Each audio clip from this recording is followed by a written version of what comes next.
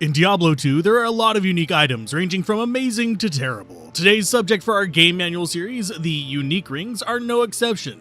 So today we'll look at the rings you'll almost never use and the rings that you'll almost always want a few of, and why they're good or bad.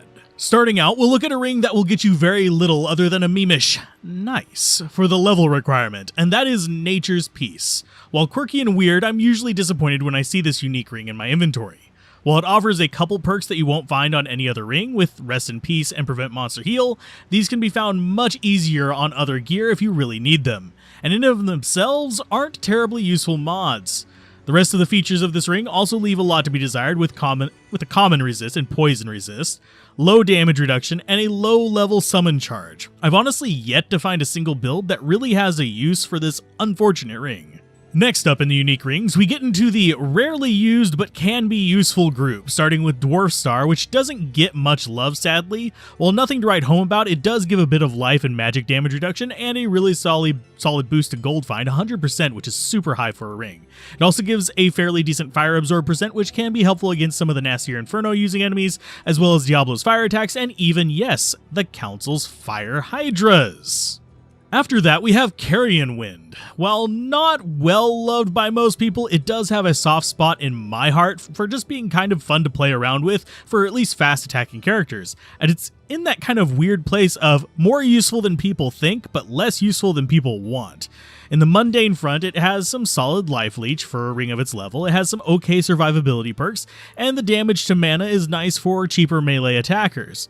The trait that makes this kind of fun, though, is the chance to cast Twister on striking, which is specifically fun on a character like a Zealot or a Frenzy Barb, since it can give them an intermittent stun on nearby enemies while fighting, and the Poison Nova can prevent enemies from healing for a couple seconds.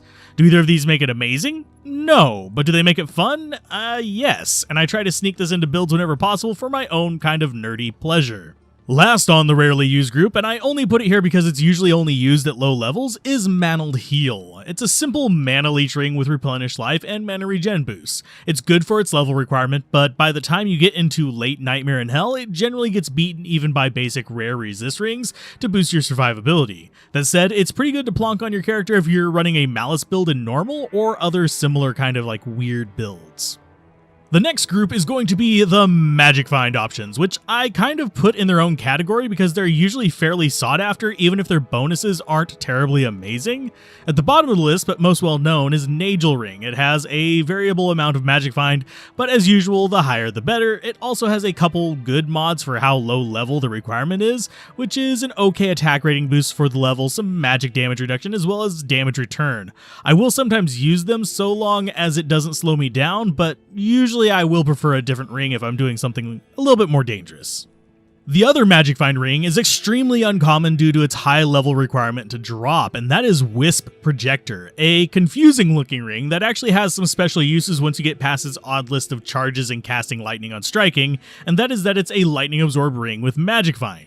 This is key because it makes going through gloam-dense areas such as Worldstone Keep and Hell difficulty a bit easier, along with giving you a pinch of Magic Find. Though it is very niche, since outside of this use, there's not much justification to equip it over a better ring. This brings us to the rings that you see used a lot in-game, not just for niche builds or tasks, but where at least a few are going to be in the late-game multiplayer sessions you're in.